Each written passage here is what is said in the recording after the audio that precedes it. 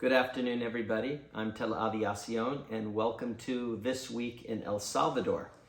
Well, today we are going to talk about robbing Peter and the Plunge protection team. There are some that say, if you look on the internet, that say that the Plunge protection team is simply some sort of a made-up term for a so-called group of people in Washington that are actually pulling all the financial strings. Plunge protection meaning if things get too bad, they have the ability to make sure that extra currency is printed. They have the ability to manipulate markets, derivative action, buy, sell stocks. It's the whole thing. And I personally believe, and again, this is my opinion. I wish I could show you there's incredible mountain of evidence to show that there is such a team, but it really is between the United States Treasury, the Federal Reserve, certain members of the government that are involved in the financial affairs. And through them, they're able to pull a lot of strings. And they have been pulling a lot of strings lately. Now, I'm just going to state again, as I did last week, that the inflation that we're going through, not that there is actually price differences in everything right down the line, compared to the last 3 months. There's no question about that. However, I believe that it is simply as a result of the supply chain shortage that happened as the pandemic happened and the price of oil. It has really, really gone up. And everything as a result of all of those issues has raised in price because there is a greater demand for a lack of supply of these pandemic items, as well as getting those supplies to and from markets. Has to be done through trucking, through shipping, through travel, through airlines, all sorts of types of methods. And fuel costs money, and it ultimately comes on to the consumer, the back of the consumer, to be able to pay for all this. And that is what we call inflation. Now, is this a wage price spiral? No, it is not a wage price spiral. That is really the textbook idea of what inflation is. What happens is because there's a great amount of money, currency on the market, and there's a certain amount of prosperity, and people are making money, you have full employment, and people are spending that money. They're spending that money on stocks, they're spending that money on speculative types of activities, a lot of real estate. They're doing all sorts of items. And generally another thing that happens with high inflation, for those of you who lived into the 80s, there are savings accounts that are paying 16% interest in some instances, or 8%. Look for a savings account that's paying even 2%. I challenge you, maybe if you keep it in the bank for 5 years. But so this is not, if this is inflation and a wage price spiral, it is like none other that we've ever experienced. I believe what it is the inflation is a term they're using to justify what they're doing in terms of raising the rates and then causing there to be less liquidity. But the fact is there's a lot less liquidity. If there was more liquidity to begin with, real estate would have been doing great the last 3 months, but it has not been doing so well. So explain that. In theory, people with all of this inflation should be investing in real estate in a major way, but they're not. So what we really have is we have a recession that is caused by the high oil prices, which could be taken down. There are many methods that this could happen, but our administration refuses to do anything about it. Understandable, because our administration, I'm sure, is going to play the environment card and say that they sign less oil permits, and they're going to somehow turn this into a win-win for themselves to say, yes, you see, we were good for the environment than the previous administration, when in reality, it's an opportunity for all of their oil cronies to gouge consumers and make a lot of money and cause what we're being told is inflation, is mass inflation. As I've said, before we have mass inflation in this country, every other currency in the world is going to have mass inflation first, because we are the reserve currency and we can manipulate every one of the currencies. An important understanding to have. Again, this is my opinion. There's an incredible amount of data and information to back this up. I challenge you to do some research. It's not that hard. Just Google it. But another issue that we have to discuss is, how did Bitcoin and how did the market really tank? I think when we talked about it was following very similar to NASDAQ and other very similar price movement as the stock market. The question is how could that have happened? I mean, Bitcoin hodlers and people, they have their own type of investment idea. The fascinating thing about being a hodler is almost all hodlers have their idea about economic action and have a conspiratorial view of the governments of the world, the Western governments of the world, because they really have sold us out. They've printed way too many dollars and have really affected things. They have to print these. Unfortunately, they're stuck. They have to print them to be able to pay all the old debt. You know, they're going to get it from someplace. So they can rob Peter to pay Paul up to a point. But at some point, then they have to add a couple more zeros, a couple more decimal places over in order to create the extra currency that they need to be able to buy things. And it's that simple when you're the Federal Reserve and the Treasury.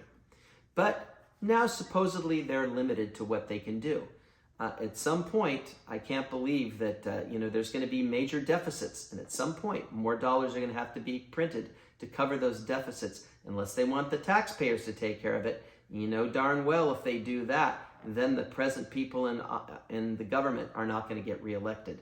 So they're probably going to end up just adding it to the debt.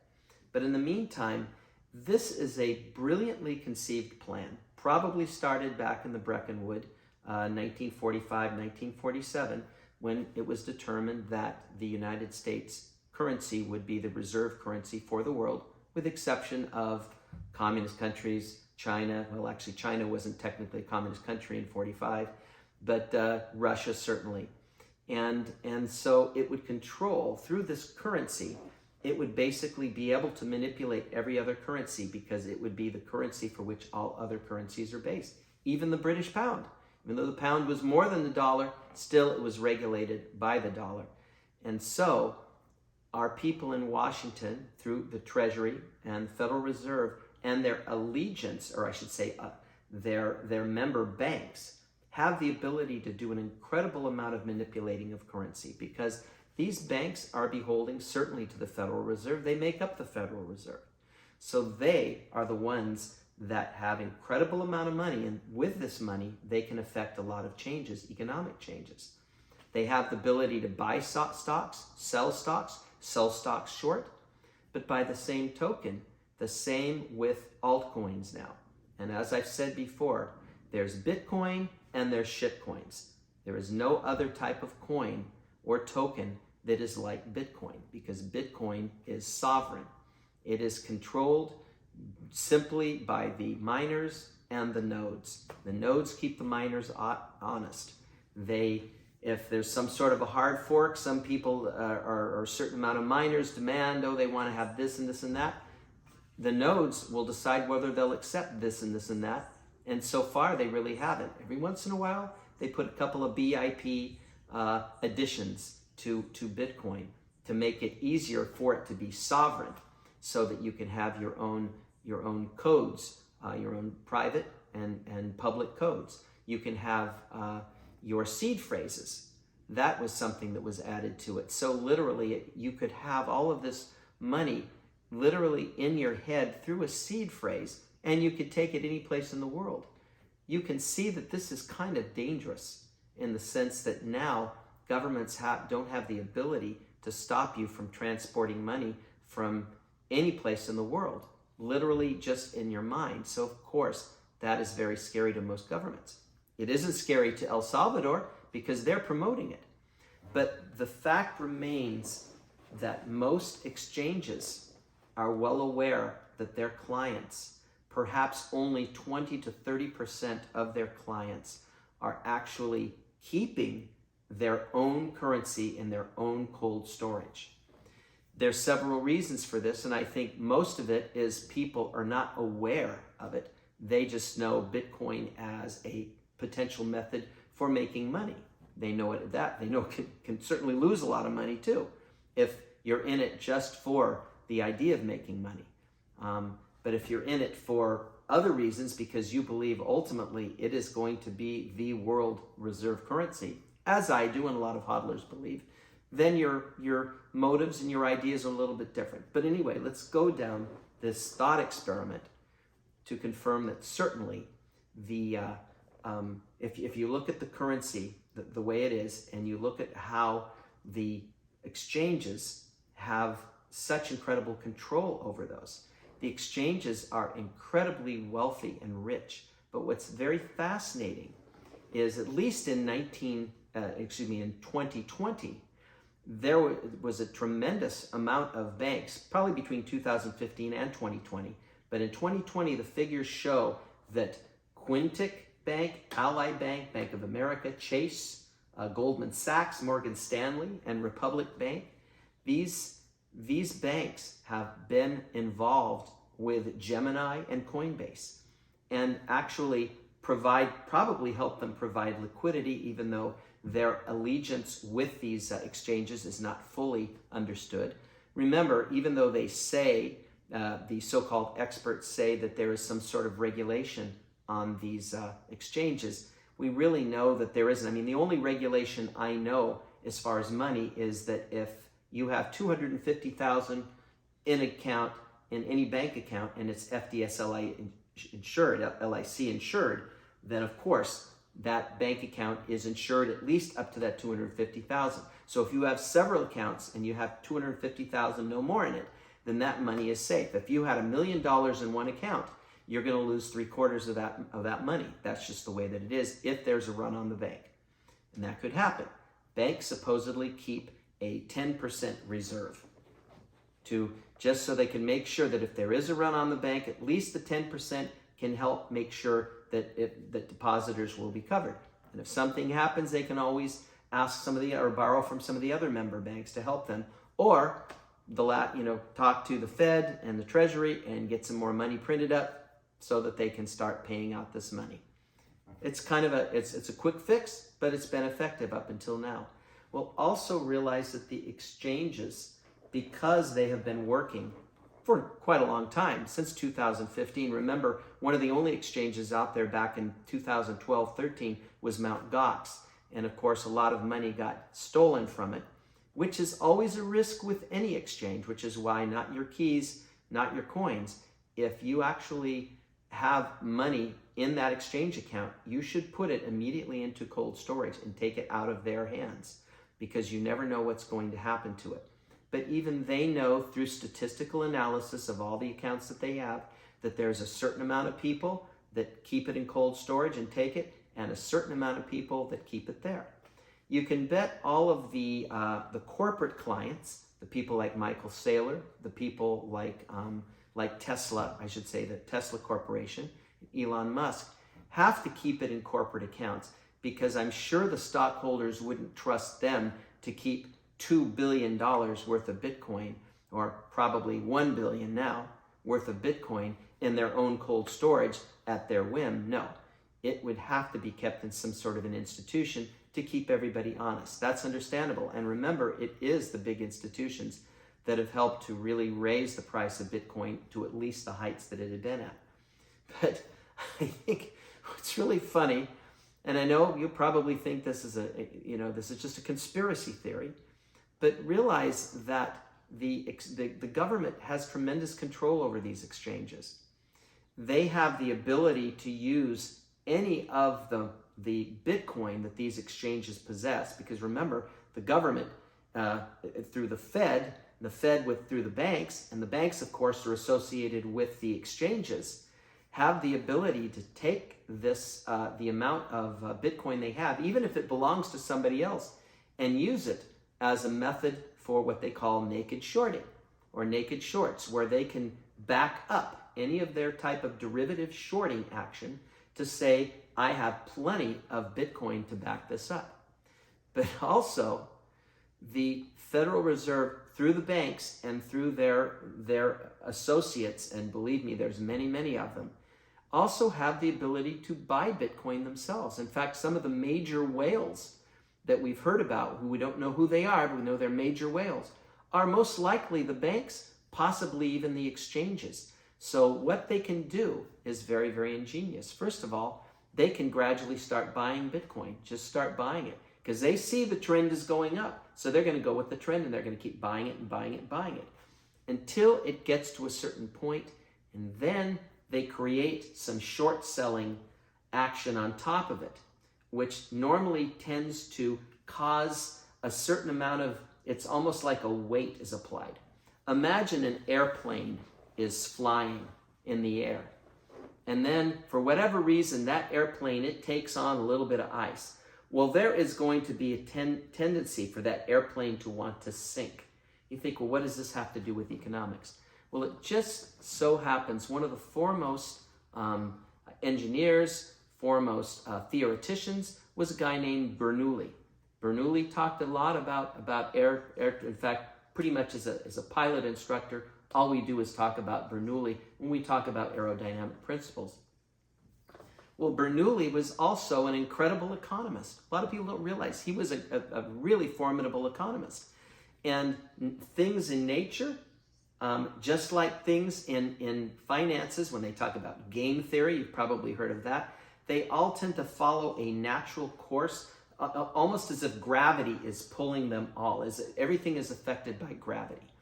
People are not the most energetic people. A lot of people, they like to sleep. I know I do.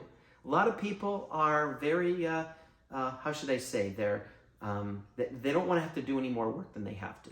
I mean, do as much work as you can, make as much money as you can, but don't do too much work because it's going to make you old, it's going to make you tired and cranky and everything. So people are naturally this way. They don't want to have to do any more work than they have to. And financial institutions, it's the same sort of thing. They don't want to, up to a point, but they do have some brilliant people working for them. So all it takes, once Bitcoin was on top, let's say 69,000, is a certain amount of derivative action to gradually start creating weight and pulling the price down. But then at some point, let's say the price started to go up. Well, then whoever, probably one of these big whales like a bank, would be called by the company, by the futures company, saying, hey, wait a minute, looks like it's going up. Now you have to give us whether Bitcoin or more money to back up your claim, because we're calling that hand of yours. Remember, it's like a casino. And so they call the hand, and the person says, no problem. Here's $1 billion more. That should take it, no problem. But then what do? Just to show them?